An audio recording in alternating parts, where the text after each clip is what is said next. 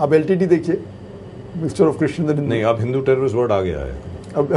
साध्वी प्रज्ञा सिंह के बाद, बाकी सबके बाद हिंदू एक्सट्रीमिस्ट टेररिस्ट ये वर्ड आ गया है। बट एनीवे, नहीं, जब साध्वी प्रज्ञा का जब आ गई बात जी, किसने मुझे पूछा था आप क्या साध्वी प्रज्ञा को मानते हैं कि वो टेररिस्ट? मैंने कहा कि मैं नहीं जानता हूँ क्या वो टेररिस्ट है क्या संत है जी। ये पुलिस कह रही है, अगर कोर्ट अगर केस आगे बढ़ाएंगी और उसे सबूत दे के साबित करेंगी।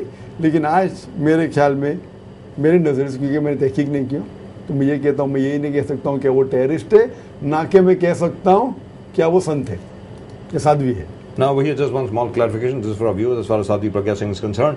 साध्वी प्रज्ञा सिंह को अरेस्ट किया गया मालेगांव के बम ब्लास्ट के लिए। मालेगांव को जो दूसरा बम ब्लास्ट था उसके लिए अरेस्ट किया गया। Another funny part over here is, let me repeat this. कुछ बच्चे मालेगांव से अरेस्ट किए गए थे.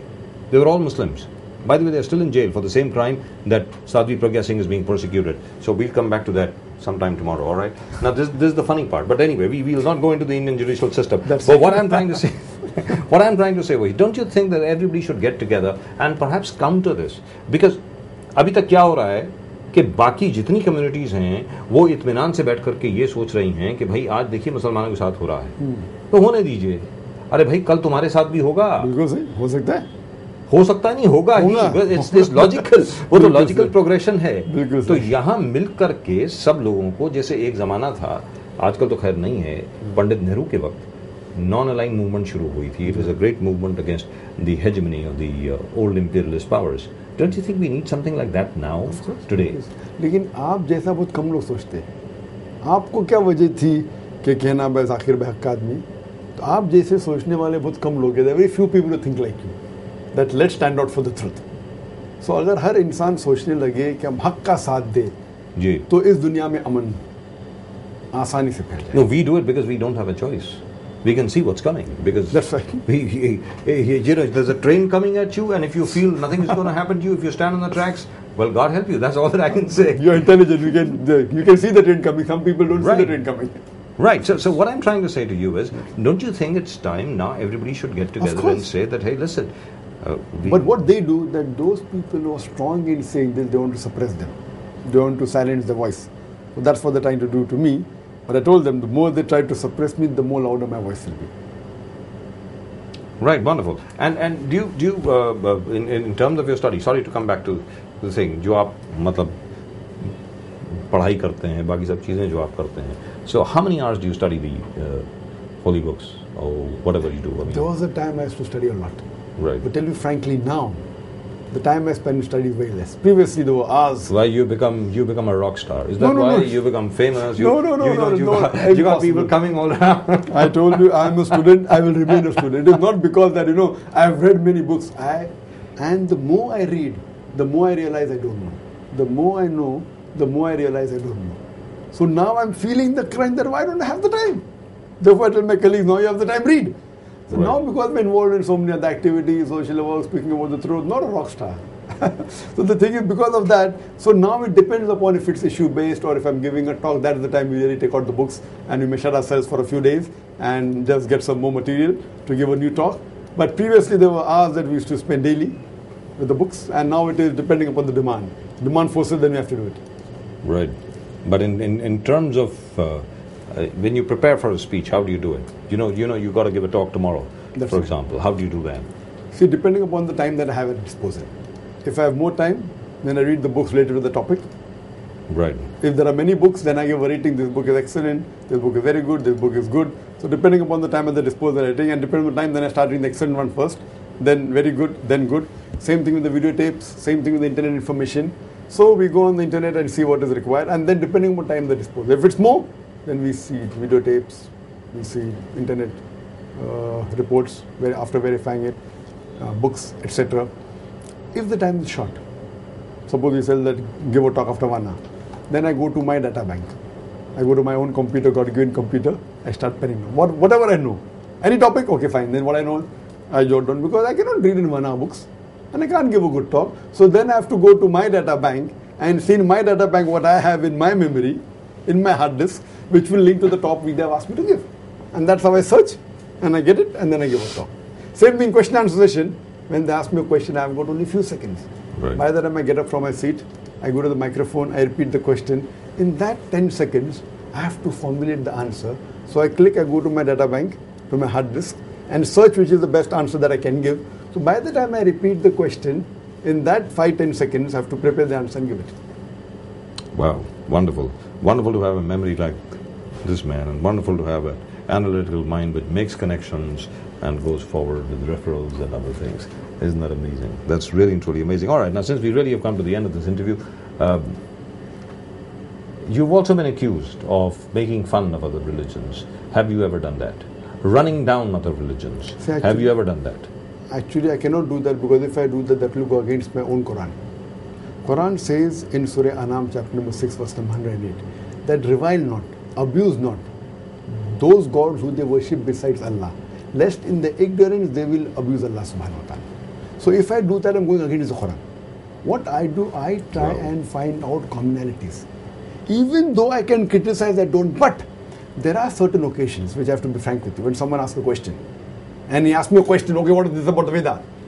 I try and evade, but sometimes I have to speak the truth.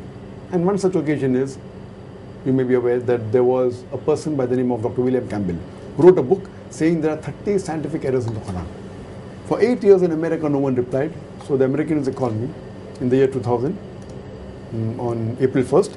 I went to Chicago and we had a dialogue. And the topic of the dialogue was Quran and the Bible in the light of science. So there, I had to defend the Quran. And since the topic was Bible, I was forced to take out some unscientific points mentioned in the Bible reluctantly.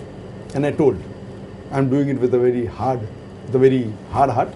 But since I'm forced to do that, and I told the Christians that don't feel I'm here to criticize, because the topic is such, I have to present the case, I have to put the case forward. So as a general... So Dr. William Campbell played devil's advocate and provoked you, right? Yes, and I love it. Because the more people attack a thing, and when I give a logical reply, the more they get convinced. So I don't mind anyone attacking Islam. But do it straightforward, rather than misquoting, going to the YouTube, taking out a clipping, say front, you don't agree with this verse of the Quran. So the thing is that because my answers are so logical, based with reason, logic and science, that's the reason I find that they are finding that the people coming to my talks is increasing, and that's endangering the agenda. All right, now coming back to the Quran, coming back to the Holy Quran, just a couple of doubts that I have in my mind, which I would like clarified sure. Since we've got you here. Sure. All right? It's my pleasure. Oh, so my pleasure too. Can you imagine? I've got Dr. Zakir Naik over here to answer personal questions of mine. So, in terms of women's rights, as far as Quran is concerned, what is the actual situation now, according to your reading of the burqa in the Holy Quran? From whatever I know, the word burqa does not exist in the Holy Quran. Isn't that right? Yes. So that's Urdu. That's right. Yeah. So what does that mean? Is the veil mentioned in the Quran? Does it say anywhere that women should be covered and should not come out? Yes. Because after you reply, I'll say something else. Sure. So as far as the hijab I can mention, veil, I don't know any verse in the Quran which says that the veil, the face should be covered. Right. As far as the word hijab is concerned for modesty, before Almighty God speaks about the woman, Almighty God speaks about the man. Almighty God says in Surah Nur chapter 24 verse number 30, say to the believing man that he should lower his gate and guard his modesty. Whenever a man sees a lady, a woman, and if any unashamed thought comes in his mind, he should lower his gaze. So first the Quran speaks about the hijab for the man and then speaks for the woman. The next verse of Surah Nur chapter 24 verse number 31 says that say to the believing woman that she should lower her gaze and guard her modesty and display not her beauty except what appears ordinary of, and draw her head covering over the chest, over the bosom, and display not beauty except to her husband, father, son and the close relatives is given. And basically it's further mentioned in the Quran, in Surah Ahzab, chapter 33, verse number 59. These two are verses of the Quran we speak about the hijab.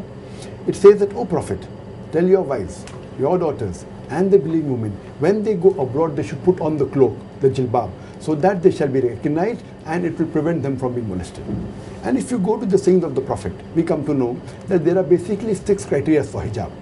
Hijab is the right word. The first is the extent. For the man, it's from the navel to the knee. For the woman, the complete body should be covered. The only part that can be seen are the face and the hands of the wrist. There are some scholars who say that face should also be covered, but according to my understanding of the scripture, covering the face is not compulsory. The second is the clothes they wear, it should not be translucent or transparent, so that you can see through.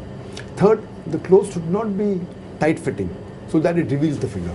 Fourth, it should not be so glamorous so that it attracts the opposite sex. Fifth, it should not resemble that of the other beliefs. And sixth, it should not resemble that of the opposite sex. So these 6 are the basic criteria of hijab that is mentioned in the Quran. Right, now over here, the questions I would like to ask you Sure, is this. sure. Because there are lots of descriptions of battles which have been given, even in the Quran and even in Islamic history. Sure. We have seen Arab armies march into battle, and we have seen in the early days the women used to go into battle with the men. Of course. Lots of times. There are many examples. There are lots of examples, and I don't think any of them wore a hijab, or I don't think any of them were covered in that way. Now come Right. to it. If you say naqab, I Right. would agree with you. Right. The naqab and hijab. Naqab is a word which means covering the face. That's right. And hijab means covering the body except the face and head. Even Right. the men in the olden days, Yes. they were completely covered. If you say at the time Some of of them. Mughal time, no, they used to wear the cover, they used to wear a helmet. So men was the only thing you could because say. there were okay, lots